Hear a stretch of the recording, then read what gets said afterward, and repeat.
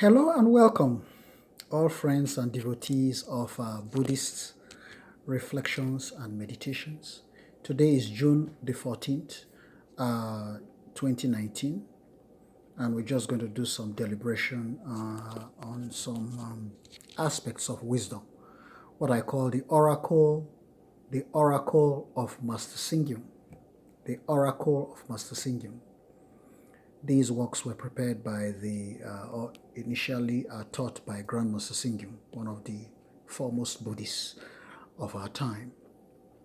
And my work is technically commenting on these oracles of Grandmaster Singyum. They are very profound wisdom, advice, guidance of how we should live our lives most productively. We want to live a most productive life, a most satisfying life, a life that gives us happiness through being productive, being creative, achieving our success, achieving results. You need wisdom to do this. To be successful in life, we need a lot of wisdom, right? Life is empty. We need wisdom to be able to succeed in life. You need to be able to walk on the right path. You need to be able to do the right things the right way. And then, if we do the right things the right way, we walk on the right path. We don't get into unnecessary battles, unnecessary hardships, unnecessary difficulties, unnecessary strifes, unnecessary quarrels. We should be able to succeed in whatever we do in life. So success in life comes from wisdom. This is the teaching of Master Singyum. And for those of you out there who listen to my teachings, who audit my teachings, who love to follow my teachings, here are the teachings. Most of these teachings are drawn from Master Singyum, who is one of the most important Buddhists in the world today. He's taught Buddhism for decades and decades of his life with great achievements. He's built universities all over the world, built mighty temples all over the world. He brought Buddhism to Africa. Buddhism has never been taught to Africans. So we know we are very fortunate. We are the first batch of Africans fortunate enough to learn Buddhism, to be exposed to Buddhist teachings. And we need to take advantage of this. You need to take advantage of the opportunities you have in life to learn Buddhism, to use this wisdom, to apply it successfully to your life. Buddha has a lot of great wisdom that we need to take advantage of. We need to learn the wisdom of the Buddha and apply it seriously. See, a lot of people like to do things unseriously. And when we do things unseriously, that's the great problem lots of people have in life. Lots of people have this tremendous problem of being unserious. When we become unserious minds, no matter what we do in life, it does not work very well because our approach is not very serious. So seriousness is important in life. When we are serious about what we're doing in life, you want to get wisdom. Okay, where is the wisdom with which we should walk through life? So, there's biblical wisdom. I mean, many of us started from Christianity. I started from Christianity. I have Catholic dad and Catholic mom. Some Islamic roots on my granddad and strong Catholic roots on my mom's dad, my maternal granddad, Islamic on my paternal, Catholic on my maternal. But both my dad and my mom are Catholics. It started like this. It's good. Great. Nice. So we have a very strong Christian foundation. And then how did we get Buddhism? Buddhism is important. Many Nigerians at this point are not on that page. Good. You don't have to be on that page yet, but you just have to learn. But we have to be honest. There's something called honesty. Honesty. So when you find wisdom that is good, for instance, Do I want to do harm or damage to my neighbors? I don't want to do harm or damage to my neighbors. So when we read in the Holy Bible, our Holy Bible, that harm and damage is done to the neighbors, we don't like that teaching. So you go back to the Bible, you find harm and damage done to the neighbors. Jesus Christ came and taught the teachings, love your neighbor as you love yourself, and then he was killed after that. Who killed him? Right? People from the space, from Jupiter, right? His own disciple, one of the 12, betrayed him. Judas Iscariot, one of the 12, one seated among the 12, one of the 12 supreme followers of Christ in the school, betrayed him. Then his own people, the Jews, not the Chinese, not the Arabs, not the Japanese, not the Spanish, not the Africans. The Jews, his own Jewish people, crucified him. The Pharisees, who didn't like him. Okay. These are beauties in the Bible. These are colors, nice flowers. No, they are not. They are not. They are ugly sins in the Bible.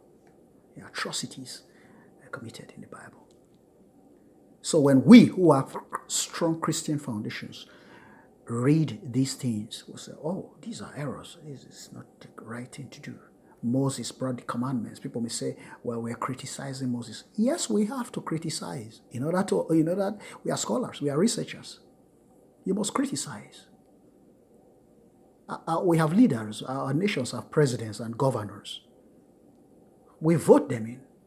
The gods are voted by us. You enthrone the God you want to serve. Is that not so? You choose to be a Christian. You can choose to be a Muslim, a Hindu, a Buddhist, a Jain, a Sikh, okay, Zoroastrian. You enthrone the God you want to serve, the way you enthrone presidents of countries. And the way you can vote out a president of a country, if the president does not apply to the same way we can vote out the gods. I can choose not to be a Christian. I already did choose that. I can choose not to be a Muslim. There was a time of my life where I studied it. I was very attracted to Islamic teachings. The same way we vote presidents. So I can vote a president in office. And if that president is not doing the things that were promised to be done, next election year, I will not vote that president. Same thing with the gods. Moses brought 10 commandments and broke them. Thou shalt not kill. Commandment number 5. You read your Bible's father, he started killing people. He lived with Egyptians. The Egyptians loved him. The princess of Egypt, or Pharaoh, brought him out of the water and nurtured him and grew him up. Okay, he grew up in the palace of Pharaoh, taken care of by the daughter of Pharaoh. Yeah, the daughter of Pharaoh named him Moses. Then when he grew up, he turned into hatred.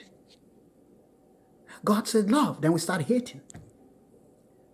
And then start killing. When the law says thou shalt not kill. And then we who are idiots and fools, we are supposed to buy this? No, we think. I rejected the laws of Moses. I don't accept the laws of Moses. I don't accept the ideas of Moses. They are bad ideas. They are wrong ideas. Simple. And here is Jesus Christ, the Son of God.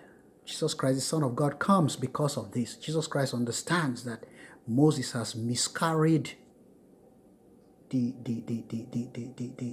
teachings, the truth that God wanted him to reveal to the Jews and to practice. He miscarried it. He became a killer and a murderer. When the law told him, you shall not kill, then he said God told him to kill. How can God be against himself, says Jesus Christ? God cannot be against himself. God cannot say, kill, and you shall not kill. What is the law? You shall not kill. So, we've killed, we've broken the law. He killed and broke the law. Then David killed, all of them. They all became killers and murderers. So that's where we find the errors. And it is not to say that teachings, divine teachings, don't have errors. These errors are in the Old Testament. Jesus Christ came in Sermon on the Mount and he corrected these errors. Then the Pharisees developed hatred of Christ for correcting the errors of Moses. An eye for an eye. Jesus said, no, this is not what God wanted. It's not an eye for an eye. Love your neighbors. Don't harm your neighbors. Moses did harm to the Egyptians after the Egyptians did good to him. He did damage to Egypt. Then he moved the Jews out of Egypt. You read your Bibles. You know what Moses did? He was a very wicked person. He moved the Jews out, separated Egypt. Then after separating Egypt, what did they do? They started killing other tribes and abusing other peoples. Who is the creator of all humankind? God. Is it not God that created the Africans, that created the Jews, that created the Chinese, that created the Arabs, that created the Asians, the Caucasians, the white, black, yellow? Is it not God that created all human beings? Is it not the same God that created Moses and the Israelites, that created the Pharaoh and the Egyptians? Is it some different God? Or did some fall down from the skies or arise from the earth or from no? No. It's one God that created all human beings. That's why Jesus Christ gave the law and said, love your neighbors. We are all children of God. We all have the same right. We are children of God.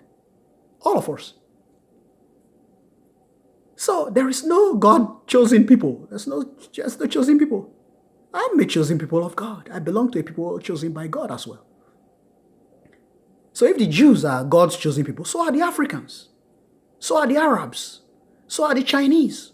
So are the Caucasians. Right? So are the Japanese. So are the Koreans. We are all children of God. That's what the Bible says. St. Paul argues it clearly. Right? He said the Jews and the Gentiles. He said Peter was sent to the Jews. Paul was sent to the Gentiles. We are all children of God. Right? So they carried the commandment, thou shalt not kill, and then they became killers. And God is supposed to have no judgment about that. No, God has a judgment. He didn't vacate the law. If God says thou shalt not kill, he meant thou shalt not kill. So, thou shalt not kill. Moses has no business killing people. That was wrong. And if all the other people who did not see it, well, today, the man of God that stands before you, Christopher Aburime, says, that was wrong. It was plainly wrong. I cannot see something that is wrong and then say, that was right.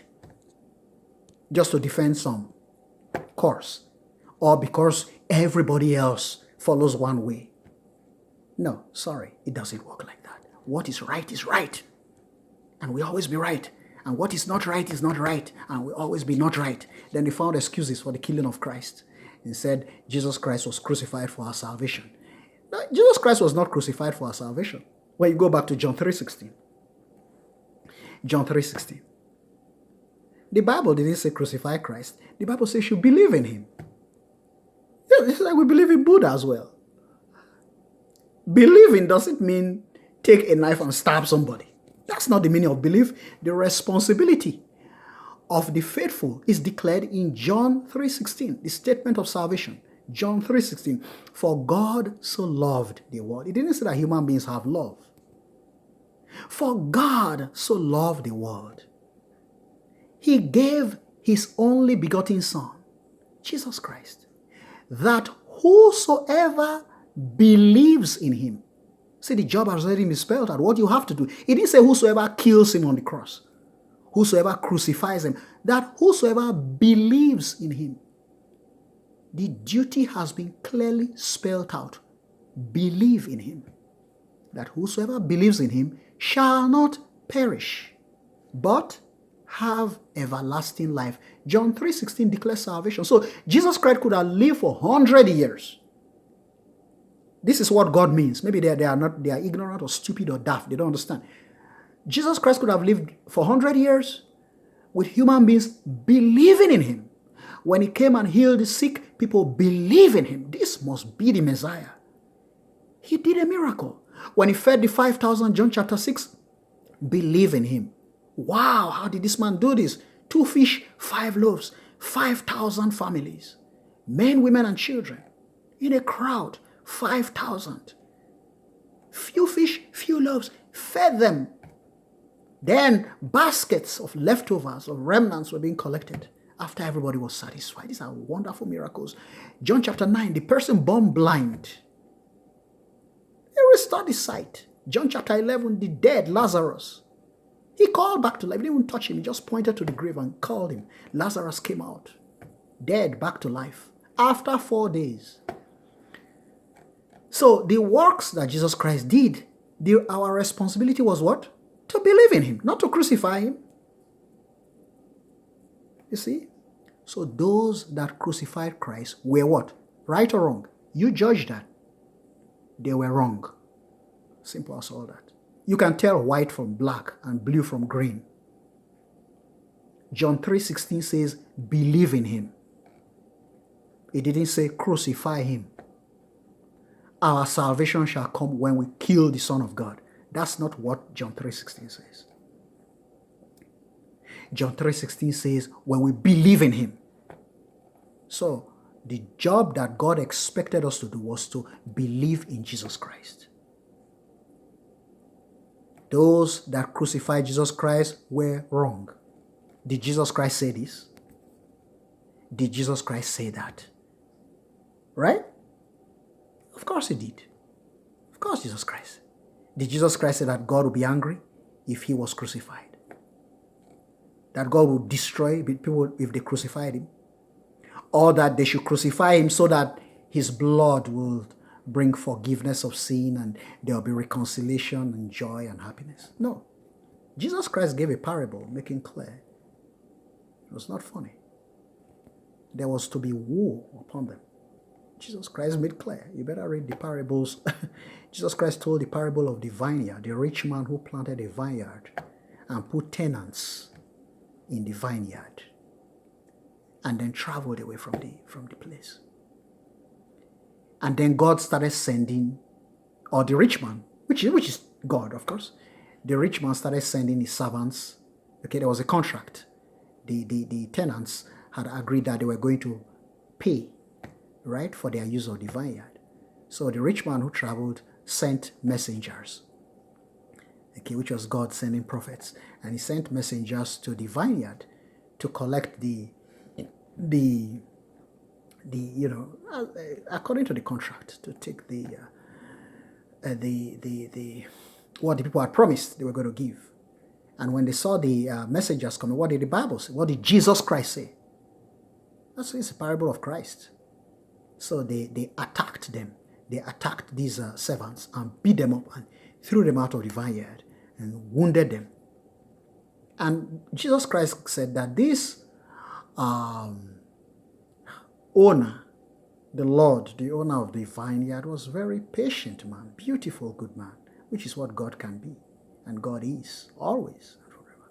Very patient. He understands our faults. He's loving of us. He doesn't want us destroyed. He's our maker. He wants us to be saved. He always forbear. Okay, and so they were taking advantage of God's kindness. They were taking advantage of God's patience, of God's tolerance, of their nonsense. And God sent more servants, Jesus Christ said in the parable. Right? And they beat them up. They wounded all the servants and beat them and threw them out of the vineyard. And this man was still so patient. And he said, okay, I think I understand. He was trying to reason with these fools. And he said, I think I understand what the problem was. Probably, if I send my only son to them, it's very likely they will pay, according to what they had contracted. So this wealthy man sent his only son, looked perfectly like him, which is God sending Jesus Christ. And he sent his only son. What did Jesus Christ say in the Bible? They don't see these things when they read their Bibles. Right? They skip those. They don't see those. All right? When we read the scriptures and we don't see the points that God is trying to make, what is that? Is that divine reading? No, it's demonic. It's Satan that brings influences that makes people not to see what is important. If I'm studying for an examination to try to pass an examination and I'm reading a paper, a professor said, read this thing, we are going to bring the test from these chapters, chapter 3, 5, and 7. Read them very well. And you are reading the chapters and the highlights, the points that were made. Look, if I get a little, I'm a person, those people, my classmates and my friends and my relatives, people who know me, they know very well the kind of person I am. I'm a person who loved to debate in class in those days. Any person who sat with me in class, they know that I debate issues intelligently. I reason into things factually. And if you see the way I've given analysis of the Bible right now, that's what we're talking about in the Holy Bible. Right? So the professor gave points. Thou shalt not kill. Moses went killing. And people who are supposed to pass God's exams, they don't see that. Have you ever seen a pastor preaching these things in church? It's not seen. The killing, the breaking of the law, that Moses broke God's law. Man, okay, people don't talk about it. But they're going to pass God's exams. Moses broke the law. And Moses is the only person who can break the law, and people are silent about it. They don't talk about it. God gave him thou shalt not kill. He killed. David killed Goliath. People who read the scriptures, they do as if he did the right thing. They said Goliath was on the side of his enemies. Goliath was a Philistine. The Philistines were oppressing the Jews. Goliath came to back for days. Right, children of God. And the solution was David to come out with a sling. I killed lions and tigers. Children of God in action. And he takes a sling and throws a catapult and breaks the head of Goliath. Goliath falls down. He takes a knife and drives a knife through the neck of God. These are children of God in action. And God, who said, thou shalt not kill, is looking at these idiots. And God is supposed to say, David, great man. And when they rejoice in the nonsense that David did after that killing of Goliath, David did one more killing. Don't forget, in the Bible, which he did many killings. Right? He went next and killed Uriah. Don't forget Uriah. Uriah was his own general. I guess that was also his enemy.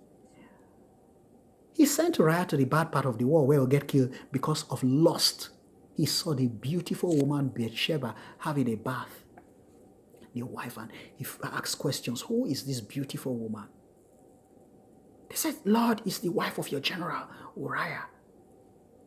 He was calculating atrocities and evils in his heart, and God was seeing everything he was doing. All these things are not in the Bible. I guess these things are all coming from the blues, from the oceans or the skies. People read these things in their Bibles. And they seem not to see it. The killing of Christ, the blood of Jesus save us. It was for our salvation that Jesus shed blood on the cross. Nonsense. Jesus Christ already gave us a picture of the fury of God and the wrath of God if anything happened. God does not take lightly the killing of Christ, because Jesus Christ told us that God will not take it lightly. There's going to be wrath if anything happened to the Son of God. Right? Is that not the parable? And so, let me finish the story. Was I telling a story? And so, the parable that Jesus Christ gave. So, the man sent his only begotten son. Right? The owner of the vineyard. He sent his son. The son went to take the rent from the tenants. And what did Jesus Christ tell us in the Bible, in the Proverbs? He told us that when the tenants who were in the vineyard saw the son, they said, that's the son of the man. That looks like him. That's his son. They were not thinking about how to respect him. This is the man's son. This is the manager himself. He's the owner, the CEO, the landlord. Let's respect him. Let's better pay him. That was not the contemplation at all. Jesus Christ told us the whole parable, right? When they saw the son, they said, that's him. That looks like him. Let us kill him, was the reasoning of these people. Children of God, in deliberation. Let us kill him, so that what will happen? So that we may possess the vineyard. We don't have to be tenants anymore. When we kill the son of the owner, the heir, then who owns the vineyard becomes ours. So it's the contemplation. Atrocities upon atrocities. So when the son came to the vineyard, what did Jesus Christ tell us? They killed him. They took him. They didn't even try to pay. They took him and killed him. Then Jesus Christ paused and he asked his disciples. He said to them, now what will the owner do when he comes back? There was an answer. What will the owner do? All this display that has happened. The killing of his messengers. Non-compliance. The rent was never paid. Right? The killings and killings and killings of the men of God. And then the son now came and he was killed again. Of course, there was an answer. The disciple says, if I'm the owner, when the owner returns from his journey, he's going to be so furious. He is not even going to listen to these tenants. He'll destroy them completely, and he'll probably rent the vineyard to another group of people. This was exactly how they answered the question. The pastors and the preachers who read the Bible today, they don't read those things. And they don't preach about them and they don't talk about them because they want to defend Moses. Right? Moses was the man of God. He was prophet of God. Egyptians were bad people. The daughter of Pharaoh who brought Moses out of the water, who named him Moses, which means child drawn after. These were all idiots. All these were not good things that were done. Moses was the only good person. He did good. He was so good. Egyptians were all bad people and evildoers. And they were worshipping sun god, and they were bad doers. Moses was the righteous one. The Jews were being oppressed in Egypt. So Moses, the man that God sent in the burning bush, he saw God in the bush. We all don't see burning bushes. Only Moses saw burning bush.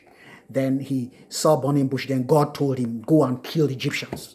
They are devils and tyrants and terrorists. And God directed him on the righteous thing to do. The law I gave you before was, better break all of them. Right? God directed him from the burning bush. Is that not what the Bible says? Gave him some magical powers. Put your hand in your armpit. Bring it out and turn to magic. This was filled with white and some leprous things. And put it back. Throw this rod down. Became a snake. Wonderful. Moses became a magician. God was teaching him magic. Now go to Egyptians. Go and show this to Pharaoh. All these bad people, these evildoers. You better ask Moses. Egypt is Africa, mind you. And the Pharaoh they are talking about is just one leader that is like me. They didn't think that many Africans will have intelligence. They did not know that people will... You better remember that all those books were written by non-Africans. All those bishops, or the early church, who put together all those Bibles? Were they Africans? No. Were they Egyptians? No. The Pharaoh you're talking about is just a person like myself. There was a ruler 5,000 years ago in Egypt, a man who just was about like me, standing right here. I am just like that Pharaoh who was ruling Egypt. You better understand. Some of us have seen the visions. We've read the lines. We've studied these scripts for years. And you cannot turn the truth of... You can't turn white to black, or black to white, or blue to green, or green to yellow. They are different colors. All coming from the sun. A person like me was the very Pharaoh that ruled Egypt. In the goodness of his heart, he was welcoming of the Jews, who were the bad people in the play. They tried to make Egyptians look like the bad people, but they were the bad people. Because you have to take... Look, if you're an intelligent person, you have to dig into the history. Right? Do we use our intelligence to try to dig into things? You ask yourself and say, the Jews and the Egyptians are different races of people. They are different groups of people. All these bad Egyptians that were there building pyramids. We know that Egyptians built pyramids. They built it themselves out of their wickedness to themselves and all the bad things that they were doing every day. Pyramids came out of this nonsense that they were doing. Who invited Moses to Egypt? Which one concerns you inside? Intelligent people will ask, how did you get there? How did Moses get to Egypt? This was the first. I'm now talking about myself as a teacher. This is how I query my issues. You, the Egyptian who says that, the Jew who is quarreling with Egyptians and telling God, God, release us from this, take us out of here. Who sent you there? If you're an intelligent person, you will ask or try to answer these questions. How did Moses get to Egypt? Is that a question? Did the Egyptians come to Jerusalem and kidnap Israelites and bring them to Egypt? Who sent them to Egypt? Is Egypt the land of Israelites? How did the Israelites... I have answered all these questions as a scholar, with no apologies. I'm giving you questions that you need to go and deliberate upon them. How did these Jews get to Egypt? Were they kidnapped? Did the Egyptians invade Jerusalem one day and kidnap all the Jews and abdicate them all and take them all over to Egypt, abduct? You have to use your brain to reason. You must use your intelligence. Don't let them fool you and write some magical spells, book of spells, and cast upon you and say, take all these, this is salvation. Nonsense. If we are reading literary books, if I go to a library and take up a book to read, this was how Buddha taught his students. That's why I'm a Buddhist, a proud one. The Buddha told his students, everything I'm saying to you may be nonsense until you apply intelligence. I don't need dumb people sitting in my class. I need intelligent people who reason. We want thinkers. Fellows, if I tell you life is suffering or it's desires, I want, challenge me. This is what Buddha told his students. I don't want a bunch of dummies here. I need to be challenged. I need you to think. Tell me that life is not suffering. That your desires have nothing to do with it. Challenge my ideas. I need to know that people are reasoning. I'm not talking to a bunch of stones and rocks. You see? So they think they just can brainwash people and cast Bibles upon us. This is the holy book. And we are just dummies. We are dumb. Most Africans, the way they look at them, are dumb and stupid. Cast spells, magical spells upon them. And they'll just embrace spells. These are the Jews, your saviors and your messiahs. And we take a bunch of spellings and load ourselves with spellings. And we can't use our intelligence, we can't reason. And say, wait, wait, I'm not following this magic here. Something's wrong with line 2. I better scroll back to line 1 to find out how we got to line 2. If you're casting a bunch of magical spells upon people, you better understand that people can reason. Right? If you can't cast a bunch of spelling on us, we will read the lines and we will reason with the lines. You see? We are intelligent human beings, we can reason. So, who sent Moses to Egypt? Who sent the Jews to Egypt? When Jesus Christ was born, who haunted his life? King of Israel, Herod. You just remember the 3 wise men who made the mistake of going to Herod to announce to Herod? Were these Egyptians? Were they Nigerians? Ghanaians? They went to Herod, the king of the Jews, mistakenly to tell him that they saw stars, right? And a big star.